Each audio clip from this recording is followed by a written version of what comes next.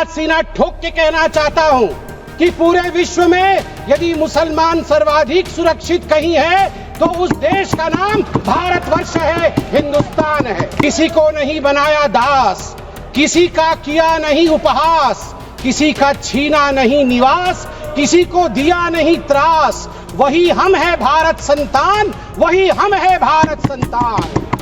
मुसलमान भी पीड़ित है, इसलिए बिल से संरक्षण मुसलमान को भी मिलेगा और पूरे हिंदुस्तान के सभी कौम को मिलेगा। उसी का शहर, उसी का शहर, वही मुद्दई, वही मुंसिफ, हमें यकीन था हमारा कसूर निकलेगा। उसी का शहर मतलब एरिया खुद ढूंढ लेंगे, वही मुद्दई, वही जाके इंक्वायरी कर लेंगे, वही मुंसिफ, वही जजमेंट भी दे देंगे। हमें यकीन था, जिसकी जमीन थी, हमें यकीन था हमारा कसूर जरूर निकलेगा।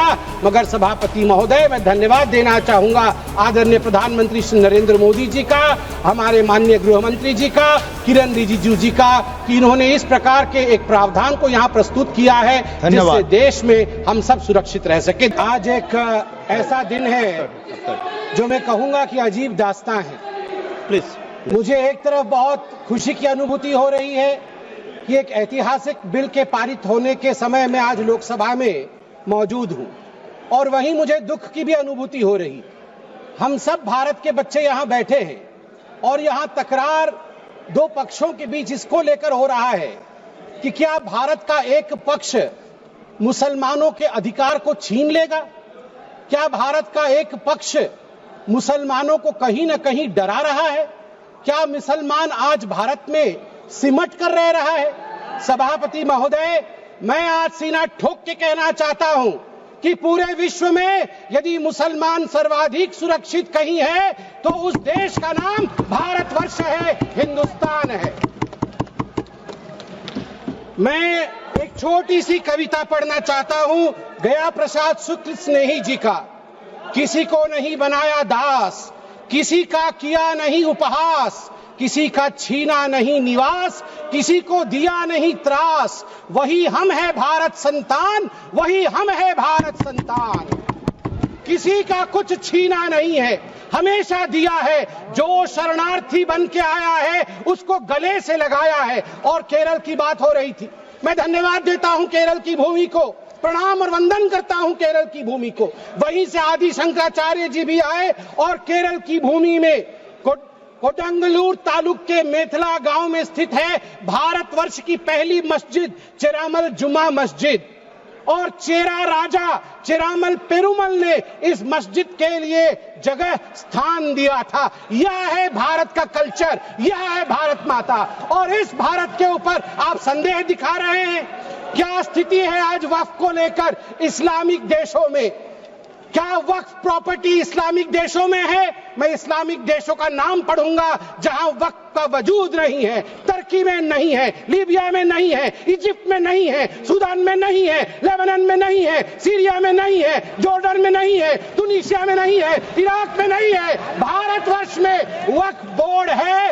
वक्फ प्रॉपर्टी को कानूनन सुरक्षा, लीगल प्रोटेक्शन दिया गया है। उसके बाद भी हंगामा क्यों है बरपा? उसके बाद भी हंगामा क्यों है बरपा? मैं पूछना चाहता हूं, क्या गुनाह है मोदी जी का? क्या गुनाह है हमारा?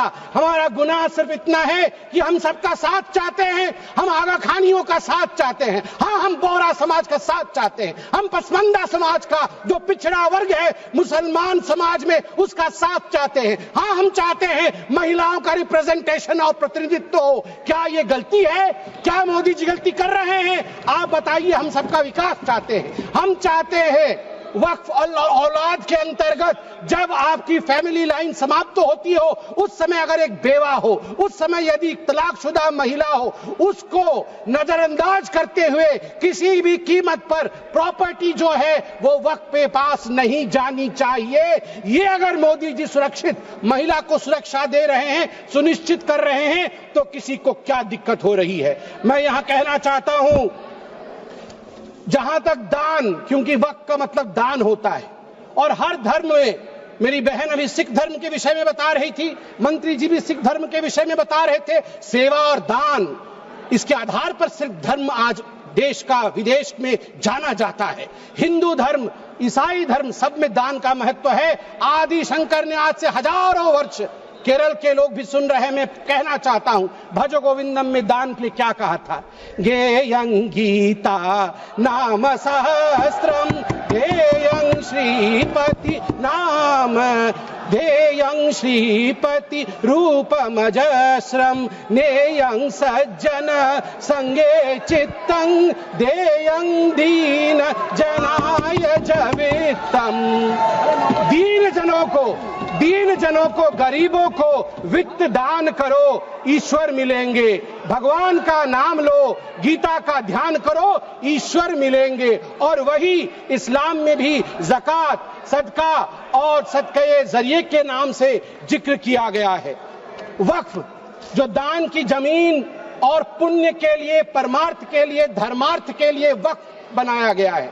वक्फ के बोर्ड में आज जो लोग कह रहे हैं कि वक्फ एक्ट में ये जो अमेंडमेंट है ये अनकॉन्स्टिट्यूशनल है, ये किस आधार पे कह सकते हैं? 1995 में वक्फ एक्ट आया, मतलब उससे पहले से चल रहा था। 1995 एक्ट के अंतर्गत अभी हम चल रहे हैं। 1995 के बाद अब याद करिए 2013 में भी अमेंडमेंट हुआ। उससे पहले 1954 में, 1959 में, 1964 में, 1969 में और 1984 में अमेंडमेंट्स या संशोधन हुए हैं। अगर वो सारे संशोधन ठीक थे तो आज ये संशोधन अनकॉन्स्टिट्यूशनल कैसे हो सकते हैं? मैं छोटे से एक विषय को रखना चाहता हूं। आज आप देखिए, सच्चर कमेटी ने 2006 के अपने रिपोर्ट में कहा था, सच्चर कमेटी ने कहा था कि उस समय 2006 में वक्फ के पास 4.9 लाख रजिस्टर्ड प्रॉपर्टी थी। उस 4.9 लाख रजिस्टर्ड प्रॉपर्टी से मात्र वक्फ की जो कमाई हो रही थी वो उस समय 163 करोड़ की थी। मगर सच्चर कमेटी ने कहा यदि सही तरीके से इसका इस्तेमाल किया गया होता, सही तरीके से लीज दिया गया होता, फेयर मार्केट प्राइस के आधार पर किया गया होता तो 12,000 करोड़ की आमदनी होती, 12,000 करोड़ की, 10% का रिटर्न मिलता। आपको जान के आश्चर्य होगा, ये 4.9 लाख रजिस्टर्ड प्रॉपर्टी बढ़ करके हमारे समय 8.72 लाख रजिस्टर्ड प्रॉपर्टी बनी। मतलब 20,000 करोड़ से 25,000 करोड़ तक की आमदनी होनी चाहिए, मगर आमदनी हुई कितनी? 2019 से 2021 के बीच में 166 करोड़ और 2025 में आपको जान के आश्चर्य होगा, अभी माननीय गृह मंत्री जी ने बताया लीज रिकॉर्ड 0 और आमदनी 9.92 करोड़ रुपए मात्र। उस समय 2006 में 162 करोड़ और जब ये डिबेट हो रहा है तो 9.92 करोड़। प्रॉपर्टी डबल हो गई मगर पैसे घट गए। कहां गए वो पैसे? किसके जेब में गए वो पैसे? यदि ये पारदर्शिता